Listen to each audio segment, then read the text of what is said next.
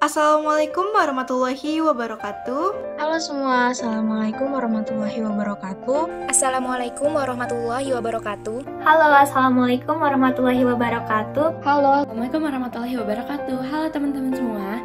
Pada kesempatan kali ini, saya dan kelompok saya akan mempresentasikan tentang kebudayaan dan tradisi daerah asal masing-masing berdasarkan 7 sistem dan 3 wujud kebudayaan Koen Jaraningrat. Perkenalkan, nama saya Laras Khairunisa. Perkenalkan, aku Kalisa Nurfadia dari kelompok 4. Perkenalkan, nama saya Sofia Ananda. Perkenalkan, saya Gaiza Agustinul Islami Indra Sobana dari kelompok 4. Perkenalkan, nama aku Zalfa Najla Khorinusa Gunawan. Saya Fasya Safita Maharani.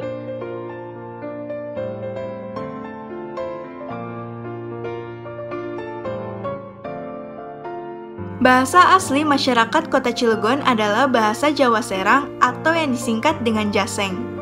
Bahasa Jaseng merupakan hasil akulturasi dari bahasa Jawa dan penuturan bahasa Sunda Banten. Bahasa Jaseng atau Jawa Banten dibagi menjadi 2 tingkatan. Yang pertama tingkatan standar atau kasar dan yang kedua tingkatan bebasan atau halus. Di Cilegon, masyarakat menggunakan bahasa Jaseng tingkatan standar atau kasar. Sebagai contoh, keprimen kabare sira arep ningendi, yang artinya bagaimana kabarnya, kamu mau kemana. Kemudian ada juga wis mangan durung, yang artinya udah makan belum. Terus juga ada arane sape, yang artinya namanya siapa. Kemudian yang terakhir ada aja mengkonon ge, yang artinya jangan begitu ge. Sama seperti kota-kota pada umumnya, terdapat 5 agama yang diakui dan dianut oleh masyarakat Kota Cilegon. Kendati demikian, pembangunan tempat ibadah selain umat Islam masih menjadi perdebatan. Hingga saat ini, tidak ada satupun tempat ibadah umat non-Islam yang berdiri di Kota Cilegon. Akibatnya, Kota Cilegon selalu menjadi peringkat deretan anjlok dalam indeks kota toleran yang diterbitkan oleh Setara Institute selama 5 kali. Hingga saat ini, tidak ada satupun gereja yang didirikan di Kota Cilegon. Adanya larangan untuk mendirikan gereja ini dilatar belakangi oleh faktor sejarah, kondusivitas, administrasi, dan kekhawatiran mempengaruhi umat seperti kristenisasi. Sistem pengetahuan masyarakat Kota Cilegon berkembang ke segala arah, salah satunya pada bidang kuliner. Makanan khas Kota Cilegon salah satunya yaitu ceplis. Pengetahuan akan tata cara pembuatan ceplis didapat secara turun-temurun. Di daerah pelosok, masyarakat senantiasa bergotong royong untuk membuat ceplis, mulai dari memanen melinjo, menumbuk biji melinjo, mengeringkan biji melinjo yang sudah ditumbuk, menggoreng, hingga membumbui dan mengemas ceplis. Hidup bermasyarakat di Kota Cilegon tidak jauh berbeda dengan kota lainnya. Banyak didirikan organisasi-organisasi seperti Fakocil atau Forum Anak Kota Cilegon, Genre atau Generasi Remaja, dan lain sebagainya. Tidak hanya itu, di Kota Cilegon juga sering dijumpai perkumpulan ibu-ibu komplek atau desa dengan berbagai macam agenda dan kegiatan seperti arisan atau jalan-jalan bersama guna mempererat tali silaturahmi. Tidak mau kalah, bapak-bapak hingga anak muda juga terkadang berkumpul bersama untuk menonton pertandingan bola di layar tancap. Mata pencaharian masyarakat Kota Cilegon sangat bervariasi. Semua jenis mata pencaharian ada di sini. Namun, umumnya masyarakat Kota Cilegon bekerja di bidang industri sesuai dengan julukan Kota Cilegon, yaitu Kota Baja, mengingat Kota Cilegon merupakan penghasil baja terbesar se-Asia. Kota Cilegon dapat dikategorikan sebagai kota yang maju. Kendati demikian, teknologi di Kota Cilegon tidak jauh berbeda dengan kota lainnya atau bahkan sedikit tertinggal. Namun, di balik itu semua, Kota Cilegon berhasil menjadi kota pertama di Indonesia dalam pengelolaan sampah menjadi CO-firing atau bahan bakar batu bara. Sehingga Kota Cilegon dijadikan sebagai kota pencontohan bagi kota lainnya. Dan seringkali kota lain berkunjung ke Kota Cilegon hanya untuk belajar pengelolaan sampah. Tidak hanya itu, keberhasilan ini juga membawa Pemkot Kota Cilegon yang dipimpin oleh Heldi Agustian diundang dalam penandatanganan MOU yang dikaitkan dengan seminar bioenergi dan self firing yang diselenggarakan oleh PT Perusahaan Listrik Negara atau PLN di Stones Hotel Bali pada Kamis 30 Juni 2022.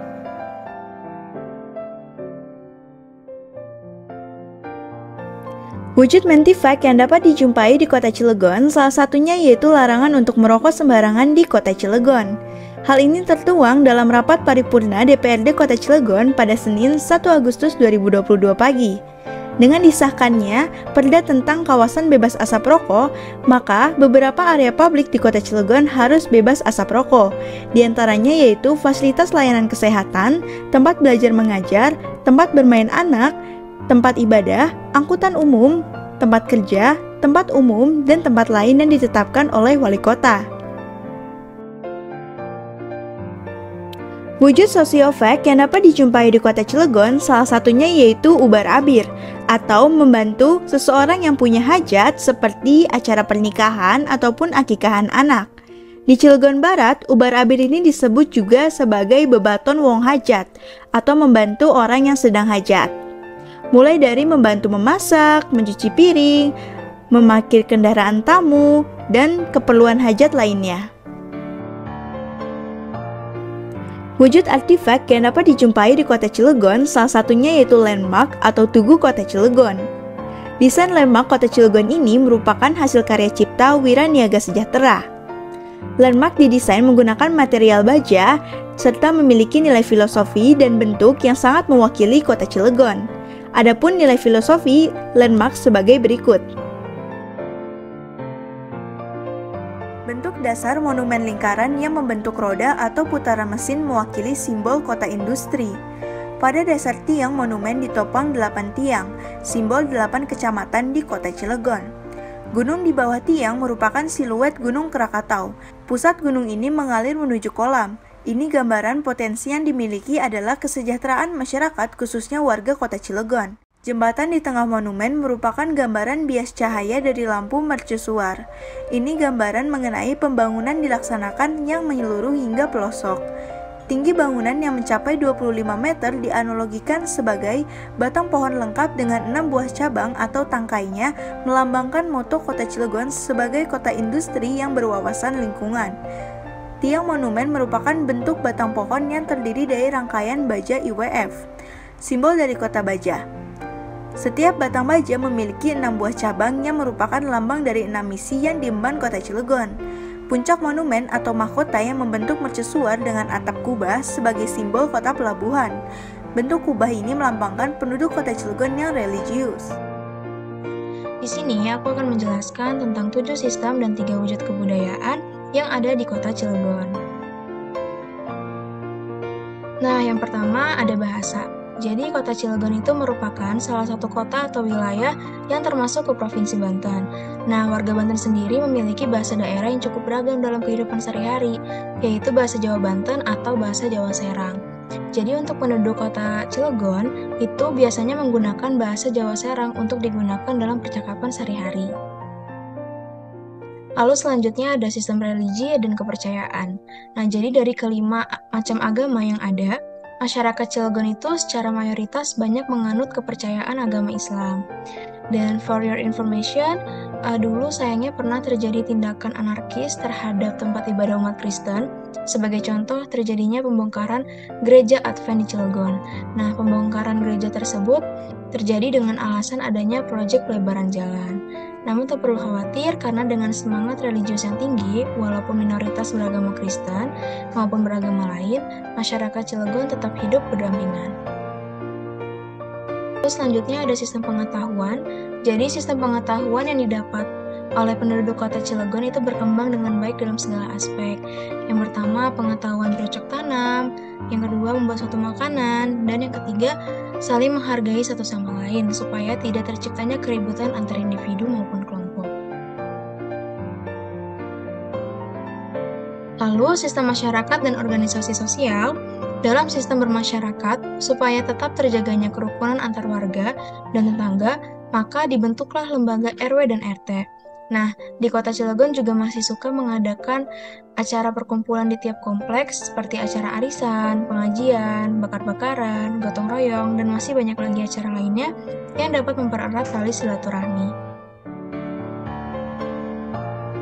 Lalu, dalam kehidupan bermasyarakat, tak jarang juga ditemukan beberapa organisasi sosial seperti PMI atau Palang Merah Indonesia, Genre, Generasi Remaja, dan juga Karang Taruna.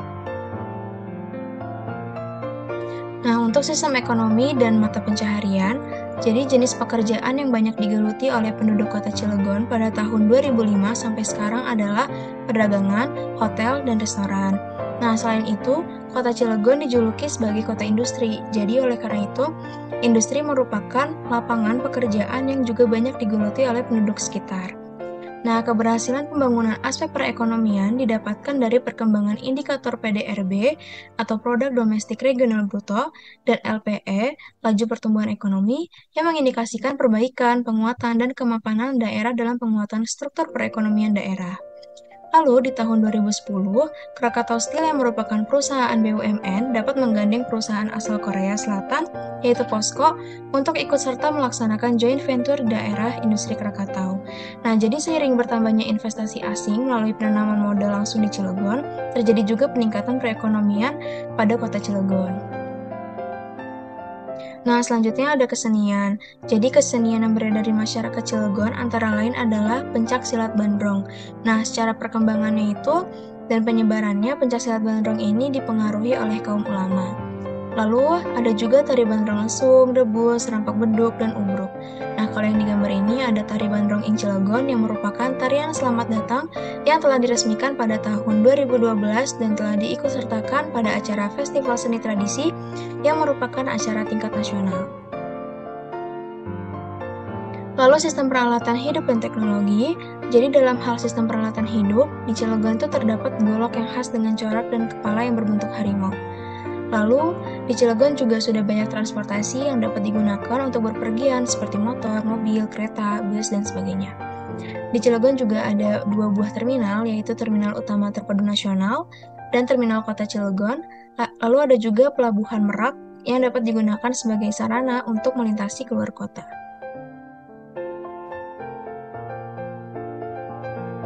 Nah, selanjutnya adalah 3 wujud.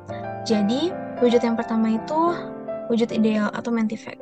Nah, di Cilegon terdapat peraturan untuk selalu menaati lalu lintas, jadi kayak seperti menggunakan helm, membawa SIM, dan berhenti ketika lampu merah. Lalu ada juga larangan untuk merokok di beberapa tempat seperti sekolahan, tempat bermain anak-anak, tempat ibadah, dan lain-lain. Lalu nilai atau peraturan yang berlaku selanjutnya adalah setiap warga wajib untuk membayar pajak. Oke. Nah, wujud yang kedua adalah Sociovac. Jadi, wujud sosial yang terdapat di kota Cilegon salah satunya adalah Panjang Mulut. Nah, Panjang Mulut itu merupakan suatu tradisi perayaan Maulid Nabi yang masih aktif dilakukan oleh masyarakat Cilegon. Tradisi ini merupakan semangat masyarakat dalam menyambut bulan Maulud dan untuk mempererat tali silaturahmi. Nah, untuk wujud yang ketiga itu ada artifak. Nah, jadi di Cilegon itu yang pertama ada batik lereng lesung. Awal kemunculan batik lereng lesung ini bermula pada Lomba Desain Batik Cilegon tahun 2006 yang diadakan oleh Bidang Pariwisata dan Budaya Dispindak. Hingga akhirnya batik lesung ini diproduksi dan dipatenkan oleh Wali Kota Cilegon sebagai batik khas Cilegon. Nah, lalu yang kedua ada golok. Jadi, dibuat berbentuk kepala macan karena bagi pendekar Cilegon yang merupakan basis perguruan aliran silat bandrong dan terumbu, ketika macan menginginkan sesuatu, macan itu tidak akan berhenti berjuang sampai keinginannya terpenuhi. Nah, lalu yang terakhir itu ada landmark kota Cilegon. Jadi, nilai filosofi atau makna yang terkandung dalam hasil desain ciptaan Wiraniaga Sejahtera yang pertama itu tinggi bangunan yang mencapai 25 meter itu dianalogikan sebagai batang pohon lengkap dengan 6 buah cabang atau tangkai yang melambangkan moto serta misi kota Cilegon sebagai kota industri yang berwawasan lingkungan. Lalu di bagian dasar landmark yang berbentuk lingkaran itu dianalogikan sebagai putaran mesin sebagai simbol kota industri. Lalu bagian dasar juga ditopang oleh 8 buah tiang yang merupakan lambang dari jumlah kecamatan yang ada di kota Cilegon. Lalu jembatan yang di tengah landmark itu dianalogikan sebagai gambaran bias cahaya lampu mercusuar yang melambangkan pelaksanaan pembangunan secara menyeluruh di Cilegon. Dan yang terakhir, atap yang berbentuk kubah itu melambangkan penduduk kota Cilegon yang religius.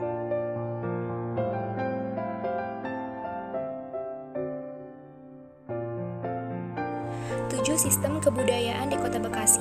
Yang pertama, ada bahasa. Bahasa Bekasi ini benar-benar khas dan tidak ada yang dapat menyamainya. Seringkali orang Bekasi dapat dikenali kesundaannya dari logat dan nada yang digunakan. Namun, diksi dan kata-kata yang dipilih lebih mengarah ke bahasa Betawi, sehingga dapat disimpulkan bahwa bahasa Bekasi adalah mixing antara Betawi dan Sunda yang membuat bahasanya lebih menarik dan asik untuk didengarkan. Yang kedua, ada sistem religi dan kepercayaan. Agama yang dianut oleh masyarakat Kota Bekasi sangat beragam, sama halnya dengan agama yang dianut oleh masyarakat kota-kota lainnya, yaitu ada agama Islam, Kristen, Katolik, Hindu, Buddha, dan aliran kepercayaan. Salah satu contoh aliran kepercayaan di Kota Bekasi adalah aliran kebatinan perjalanan. Para penganutnya berjumlah beberapa ribu orang yang sebagian besar tersebar di 4 kecamatan, yaitu Jati Asih, Jati Sampurna, Mustika Jaya, dan Bantar Gebang. Aliran kebatinan perjalanan ini percaya bahwa Tuhan juga kekal dan abadi.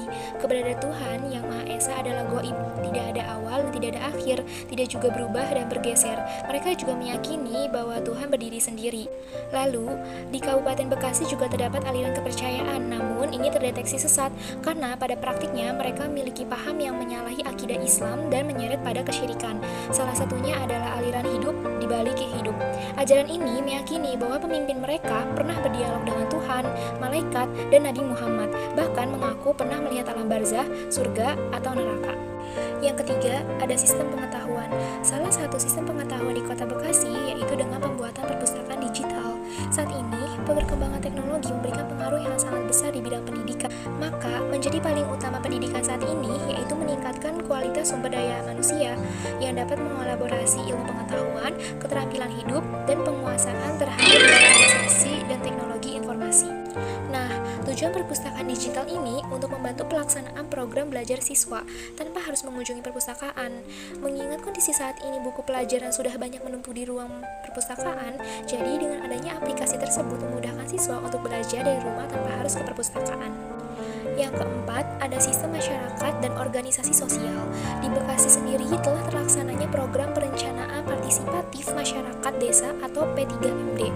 Tapi tentunya tidak terlepas dari berbagai kebijakan yang melatar belakanginya, yaitu UU Nomor 22 Tahun 1999, Propeda, Restrada, dan Repetada Kabupaten Bekasi. Nah, kegiatan-kegiatan yang biasa dilakukan ini meliputi 3 tahap. Yang pertama itu ada tahap persiapan, lalu yang kedua itu tahap pelaksanaan, tahap yang ketiga meliputi pengembangan, pemberdayaan, dan evaluasi program. Nah, tahapan-tahapan yang tadi sudah disebutkan diarahkan pada upaya untuk menumbuhkan prakarsa, swadaya, partisipasi, kerjasama, memberdayakan kemampuan dan potensi masyarakat Kota Bekasi, serta sumber-sumber yang ada dalam masyarakat melalui diskusi kelompok, wawancara, observasi, brainstorming, role-playing, dan studi dokumentasi. Yang kelima, ada sistem ekonomi dan mata pencaharian. Salah satu hal yang membuat Kota Bekasi berkembang dengan pesat adalah karena adanya perkembangan dalam bidang industri, terutama industri pengolahan, perdagangan, hotel, dan restoran. Hal ini membuat mata pencaharian penduduknya pun semakin beragam dan tidak hanya bertumpu pada sektor pertanian. Jadi, hanya sebagian kecil saja yang saat ini masih digunakan sebagai lahan pertanian. Nah, selain pertanian dan perkebunan tadi, Kota Bekasi juga menghasilkan tambahan dari sektor perikanan dan peternakan. Yang keenam, ada kesenian. Sebenarnya sulit menetapkan kesenian Kota Bekasi ini, pasalnya warga Kota Bekasi merupakan percampuran antara budaya Betawi Jakarta dan budaya Sunda Jawa Barat. Tetapi ternyata kesenian Kota Bekasi ini lebih dekat dengan kesenian khas Jakartanya. Salah satu kesenian tradisional yang ada di Kota Bekasi adalah Tanjidor. Nah, kesenian Tanjidor ini adalah sebuah kesenian tradisional Betawi yang hidup di wilayah budaya Betawi pinggiran, termasuk di Kota Bekasi. Nah, Tanjidor ini merupakan sejenis kesenian orkes rakyat Betawi yang menggunakan alat-alat musik, terutama alat tiup trompet dan tambur. Dinamai Tanjidor karena didominasi oleh suara dor-dor yang keluar dari bunyi tambur atau drum band. Nah, itu salah satunya, dan masih banyak lagi kesenian lainnya seperti tari topeng Bekasi, tradisi berebut dandang, ada wayang kulit, unjangan, dan keliningan Tanji. Lalu yang ketujuh ada sistem peralatan hidup dan teknologi. Kemajuan teknologi di Kota Bekasi pun kini tersosialisasi dengan baik dan bahkan telah berjalan. Di antara kemajuan teknologi yang telah berjalan di Kota Bekasi adalah mengolah sampah menjadi sumber energi listrik dan mengubah sampah menjadi bio-oil yang tentunya melibatkan tenaga-tenaga yang handal dan profesional baik lokal maupun hasil kerjasama dengan luar negeri. 3 wujud kebudayaan Kota Bekasi. Yang pertama adalah ide atau gagasan, nilai norma, peraturan atau wujud ideal. Pemerintah Kota Bekasi, Jawa Barat mengajak segenap warga untuk dapat mewariskan nilai-nilai luhur kebinekaan Pancasila kepada generasi muda agar terus lestari seperti cita-cita para pahlawan dan pendiri bangsa. Nilai-nilai luhur, norma-norma, ideologi, serta peraturan yang terkandung dalam 5 sila merupakan pedoman hidup setiap warga negara yang harus terus diaplikasikan dalam kehidupan sehari-hari di tengah masyarakat. Lalu yang kedua itu ada aktivitas atau wujud sosial di Kota Bekasi. Yang pertama itu ada sedekah bumi atau babarit. Nah, jika kalian mengunjungi Bekasi dan melihat kerbau putih sedang diarak keliling kampung, berarti itu sedang dilaksanakannya upacara sedekah bumi. Warga Kota Bekasi ini sering melakukan upacara adat ini sebagai bukti ungkapan terima kasih dan rasa syukur kepada Tuhan Yang Maha Esa. Lalu yang kedua itu ada festival beduk dan dondang. Festival Beduk Dondang ini merupakan warisan turun-temurun yang masih dilakukan oleh warga Bekasi. Festival ini biasanya diadakan setelah perayaan Idul Fitri di lapangan terbuka. Nah, bertujuan untuk mempererat tali silaturahmi antar warga. Lalu contoh yang ketiga itu ada pantangan atau kualat. Pantangan atau kualat ini merupakan tradisi yang lebih berupa himbauan atau saran. Kualat atau kenawalat berarti kena bencana yang berarti kesialan dalam bahasa Melayu Betawi. Wujud yang terakhir adalah benda-benda atau wujud fisikal.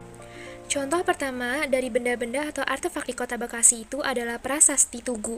Prasasti ini ditemukan di Kampung Tugu, Cilincing pada tahun 1878. Prasasti Tugu ini telah dipindahkan ke Museum Nasional agar aman. Diketahui bahwa prasasti tersebut terbuat dari batu monolit besar dan berbentuk bulat lonjong seperti telur, dipastikan berasal dari Kerajaan Tarumanegara. Lalu yang kedua ada karinding. Karinding adalah salah satu jenis alat musik tradisional yang dibuat dari bambu atau pelepah nau. Alat musik itu dimainkan oleh mulut disertai pukulan jari tangan, sehingga menghasilkan bunyi yang unik dan low decibel. Alat musik tersebut diciptakan oleh leluhur petani Sunda. Lalu, artefak yang terakhir itu ada golok. Golok ini merupakan senjata tradisional khas Kabupaten Bekasi yang mana melambangkan kekuatan, ketahanan, dan jiwa kesatria. Selain dari artefak-artefak tadi juga ada monumen-monumen peninggalan sejarah Kota Bekasi. Di antaranya itu ada monumen alun-alun, monumen perjuangan rakyat, monumen Kali Bekasi, dan monumen Tugu Agus Salim.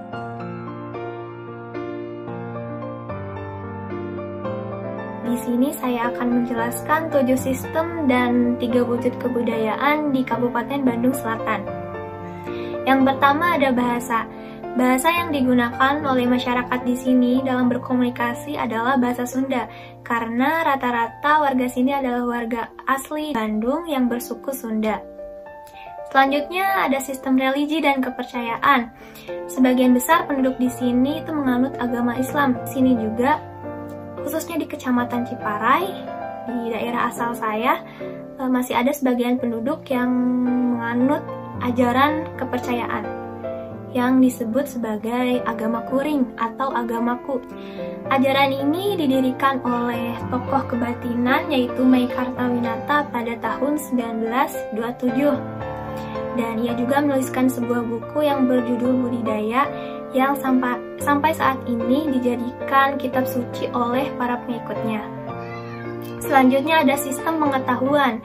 Pendidikan yang diperoleh oleh masyarakat di daerah kabupaten ini sudah berkembang dengan baik, dan pemikiran mereka juga sudah semakin maju. Selain itu, masyarakat di sini memiliki sistem pengetahuan yang dimiliki secara turun-temurun, yaitu pengetahuan tentang pergantian musim yang mana digunakan dalam bidang pertanian, terutama dalam hal bertanam padi di sawah. Selanjutnya ada sistem masyarakat dan organisasi sosial. Di setiap desa di Kabupaten Bandung Selatan memiliki satu pemerintahan desa yang dipimpin oleh seorang kepala desa atau kades, dan struktur lainnya mengacu pada ketentuan peraturan perundang-undangan yang umum berlaku di Indonesia. Di sini juga masih ada istilahnya amil, yaitu seseorang yang bertugas dalam mengurus pendaftaran, kelahiran, kematian, mengurus masjid, serta hal-hal yang berkaitan dengan upacara keagamaan. Selanjutnya ada sistem ekonomi dan mata pencaharian.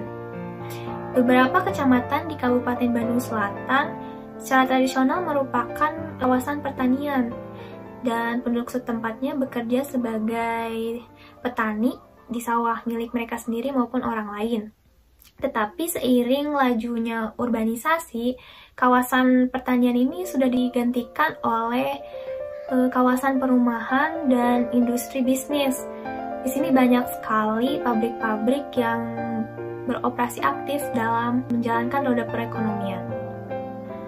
Selanjutnya, kesenian. Di sini terdapat salah satu kesenian Sunda yang masih dilestarikan oleh penduduk setempat, yaitu seni tari jaipong. Selain itu, di daerah Jelekong juga terdapat perkampungan seni yang terkenal dengan seni lukis dan kesenian wayang goleknya. Padepokan ini sudah ada sejak tahun 1920 yang didirikan oleh Dalang Abah Sunaria. Lalu ada sistem peralatan hidup dan teknologi. Yang pertama ada kujang. Kujang ini adalah benda pusaka atau senjata tradisional masyarakat Sunda. Lalu yang kedua ada senjata bedog atau juga bisa disebut golok. Itu juga adalah senjata tradisional yang berbentuk seperti pisau. Biasanya digunakan oleh masyarakat di sini sebagai alat perkakas ataupun bertani. Untuk teknologi yang lebih modern juga sudah mulai dipakai di sini, seperti masuknya ojek online, lalu ada pemesanan makanan melalui aplikasi, dan aktivitas jual beli online itu sudah masuk ke daerah perkampungan di Kabupaten Bandung Selatan. Lalu selanjutnya saya akan menjelaskan 3 wujud. Yang pertama adalah Mentifek. Budaya Sunda itu dikenal dengan budaya yang menjunjung tinggi sopan santun. Di dalam bahasa Sunda sendiri diajarkan bagaimana kita menggunakan bahasa halus untuk orang yang lebih tua dari kita, bagaimana menggunakan bahasa Sunda untuk orang yang seumuran dengan kita ataupun dengan orang yang lebih muda dari kita. Selain itu, cara berpakaian juga biasanya memakai pakaian yang tertutup. Hal itu dilakukan sebagai wujud dari adat masyarakat dan sudah menjadi aturan dasar bagi warga sekitar. Yang kedua ada aktivitas atau wujud sosial. Dalam keseharian, masyarakat di sini sekarang sudah beraktivitas secara modern, tetapi dengan tetap mempertahankan karakter dari masyarakat Sunda, yaitu menjunjung tinggi sopan santun, dan harus dilandasi dengan sikap silih asah, silih asuh, dan silih asih.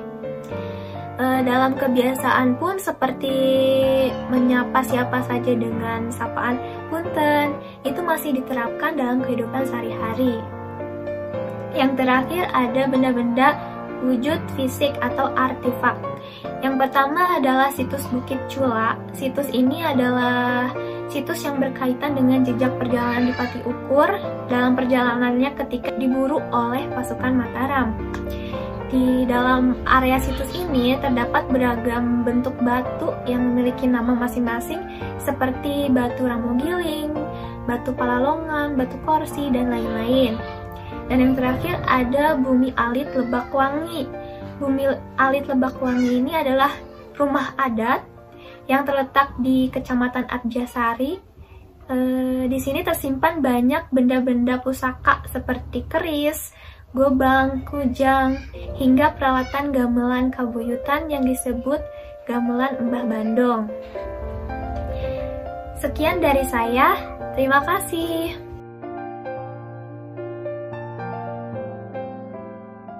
Dan sekarang aku akan menjelaskan 7 sistem kebudayaan di daerah Bandung Barat. Yang pertama ada sistem bahasa. Bahasa sehari-hari yang digunakan di daerah Bandung Barat pada umumnya menggunakan bahasa Sunda. Tetapi seiring arus globalisasi, masyarakat lebih banyak menggunakan bahasa Indonesia. Yang kedua ada sistem religi dan kepercayaan. Nah, di daerah Bandung Barat, kebanyakan menganut kepercayaan Sunda Wiwitan atau kepercayaan terhadap leluhur dan alam. Tetapi seiring berkembangnya zaman, sekarang masyarakat lebih banyak menganut kepercayaan terhadap agama Islam, Kristen, Hindu, Buddha, Konghucu, dan Katolik. Yang ketiga ada sistem pengetahuan. Dulu sistem pengetahuan masyarakat didapat dari leluhur atau pengetahuan turun-temurun. Nah, sistem pengetahuan mulai berkembang lebih maju dan modern. Banyak sumber pengetahuan seperti perpustakaan kota atau melalui internet. Yang keempat ada sistem masyarakat dan organisasi sosial. Organisasi sosial di Bandung Barat dibagi menjadi beberapa bidang. Yang pertama ada bidang pendidikan yang terdiri dari sekolah, tempat les. Yang kedua ada di bidang kesehatan yang terdiri dari rumah sakit, puskesmas, dan klinik. Yang ketiga ada bidang kesejahteraan sosial yang terdiri dari panti jompo dan posyandu. Yang keempat ada di bidang pemerintahan yang terdiri dari desa, kecamatan, kelurahan, RW, dan RT. Yang kelima ada organisasi lain seperti Karang Taruna. Nah, yang kelima ada sistem ekonomi dan mata pencaharian. Nah, masyarakat banyak bekerja sebagai petani untuk memenuhi kebutuhan ekonominya karena di daerah Bandung Barat memiliki tanah yang subur dan hasil pertaniannya bisa bersaing di pasar lokal maupun internasional. Yang keenam ada kesenian. Kesenian yang terdapat di daerah Bandung Barat yaitu ada angklung, wayang golek, tari merak, kecapi jenaka, reak, dan masih banyak lagi. Nah, selain itu kita juga bisa berkunjung ke Saung Angklung Ujo sebagai tempat pertunjukan seni, tari, alat musik, dan laboratorium pendidikan. Nah, Saung Ujo ini masih dikembangkan sampai sekarang oleh para generasi muda. Yang ketujuh ada sistem peralatan hidup dan teknologi. Salah satu peralatan hidup masyarakat Bandung Barat yaitu kujang. Kujang merupakan senjata yang melambangkan kekuatan dan keberanian untuk melindungi hak dan kebenaran. Dulu kujang banyak digunakan sebagai senjata, tetapi sekarang banyak digunakan sebagai perhiasan atau cenderamata. Dan sekarang juga banyak digunakan sebagai simbol atau lambang dari sebuah organisasi. Nah, aku juga bakal ngejelasin 3 wujud kebudayaan di daerah Bandung Barat. Yang pertama ada ide atau wujud ideal. Di daerah Bandung Barat memiliki prinsip Somaya Hadeka Semah yang merupakan prinsip tata krama yaitu sopan, ramah tamah, murah senyum, lemah lembut, dan sangat menghormati orang tua. Selain itu ada juga prinsip Sili Asih, Sili Asah, dan Sili Asuh yang memiliki arti saling mengasihi, saling mengingatkan, dan saling membimbing. Yang kedua ada aktivitas atau wujud sosial. Nah, di daerah Bandung Barat biasanya dilaksanakan pawai jampana. Nah, pawai jampana ini merupakan perwujudan rasa syukur terhadap hasil panen, sekaligus untuk menyambut HUT RI dan menyambut Hari Ulang Tahun Kota Bandung dengan memamerkan hasil bumi yang dipanen masyarakat. Nah, masyarakat membuat tandu yang diisi dengan hasil panen, makanan atau kerajinan tangan yang disusun. Kemudian akan diarak beriringan dengan alunan musik Sunda dan tarian khas Sunda. Yang ketiga ada benda-benda atau wujud fisikal. Nah, benda artefak yang bisa kita temukan di Bandung Barat salah satunya adalah Monumen Pasir Pahlawan Oto Iskandar Dinata. Nah, Oto Iskandar Dinata adalah pahlawan nasional. Selain itu, beliau juga pernah menjadi Menteri Indonesia. Nah, monumen ini dibuat sebagai bentuk penghormatan dan mengenang jasa-jasa Oto Iskandar Dinata.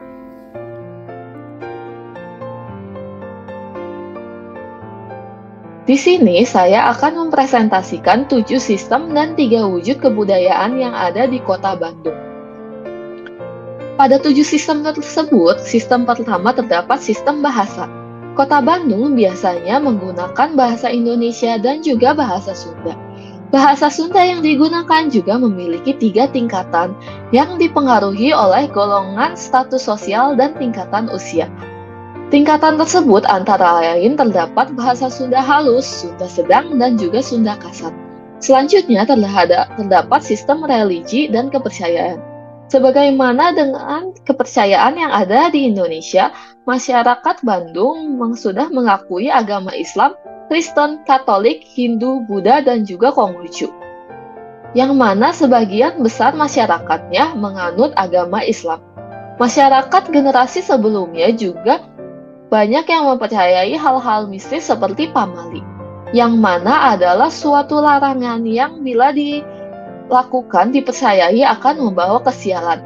Hal ini berkembang di masyarakat hasil perkataan orang tua leluhur yang pada akhirnya menjadi kepercayaan masyarakat setempat. Ketiga, terdapat sistem pengetahuan. Sistem pengetahuan di Bandung sama dengan sebagaimana sistem pengetahuan yang ada di negara Indonesia, yang mana mencakup unsur kebudayaan berupa sistem bahasa, organisasi, teknologi, pengetahuan, kemasyarakatan, ekonomi, religi, dan juga kesenian. Yang keempat, terdapat sistem masyarakat dan organisasi sosial. Kota Bandung memiliki sistem sosial seperti sebagaimana masyarakat Indonesia pada umumnya. Organisasi yang dibuat di sekolah atau kampus seperti BEM, UKM, OSIS, dan lain-lain, organisasi kemasyarakatan seperti kelurahan, RT, RW, Karang Taruna, Posyandu, dan masih banyak lagi. Yang kelima, terdapat sistem ekonomi dan mata pencaharian. Mata pencaharian masyarakat Kota Bandung tempo dulu dikarenakan tanah yang subur biasanya didominasikan dengan berkebun dan bertani. Kota Bandung pada masa ini yang sudah berjalan mengikuti Bandung tidaklah jauh berbeda dengan mata pencaharian sebagian besar masyarakat Indonesia, seperti pekerja kantor, pabrik, guru, dosen, dan masih banyak lagi. Selanjutnya yang keenam, terdapat sistem kesenian. Kota Bandung merupakan salah satu daerah yang kaya akan kebudayaan dan kesenian tradisional berupa alat musik, nyanyian, tarian, petunjukan, dan lain-lain. Macam-macam kesenian yang ada di Bandung di antara lain adalah jaipong, degung, wayang golek, calung, ngereok, kecapi suling, angklung, baji dorang, kuda lumping, silat, dan masih banyak lagi. Yang terakhir, terdapat sistem peralatan hidup dan teknologi. Kota Bandung memiliki senjata tradisional berupa kujang. Senjata kujang dianggap sebagai benda pusaka yang dipercayai melindungi rumah dan pemiliknya dari gangguan mala bahaya. Kujang yang pada mulanya hanyalah sebuah alat yang digunakan untuk bertani, seiring perkembangan zaman kini berubah menjadi sebuah benda yang dianggap sakral. Seiring berkembangnya zaman, sekarang Kota Bandung sebagaimana kota besar lainnya sudah beralih menggunakan benda-benda elektrik dan mengikuti perkembangan teknologi modern. 3. Wujud kebudayaan. Yang pertama, terdapat ide atau gagasan, nilai norma, peraturan atau wujud ideal, atau bisa disebut mentifact. Masyarakat Bandung menjunjung tinggi sopan santun terhadap sesama, terutama orang yang lebih tua. Kota Bandung juga dikenal sebagai masyarakat yang religius, hormat terhadap sesama, berhumurah senyum, dan juga saling membantu bergotong royong. Yang kedua, terdapat aktivitas atau wujud sosial, atau yang biasa disebut sosiofak. Kota Bandung memiliki banyak sekali aktivitas-aktivitas kelompok sosial seperti komunitas yang membantu kaum duafa dan kaum yatim piatu, komunitas pencinta hewan, komunitas pencinta lingkungan, komunitas bagi orang-orang disabilitas, komunitas seni, komunitas edukasi, dan masih banyak lagi. Yang terakhir adalah wujud benda-benda fisikal atau artefak. Kota Bandung memiliki banyak sekali artefak peninggalan leluhur, salah satunya adalah Gedung Sate. Gedung Sate merupakan salah satu peninggalan kuno di Kota Bandung yang sudah cukup populer. Pembangunan gedung ini merupakan program pemerintahan Hindia Belanda yang dibangun pada tahun 1920-1924. Saat itu, gedung ini digunakan sebagai gedung kantor Departemen Pekerjaan Umum dan Perairan. Sekarang, Gedung Sate difungsikan sebagai kantor Gubernur Jawa Barat. Selain Gedung Sate, Kota Bandung juga terkenal akan Jalan Asia Afrika. Jalan Asia Afrika ini merupakan tempat konferensi antara negara-negara Asia dan Afrika yang didatangi sebanyak 29 negara.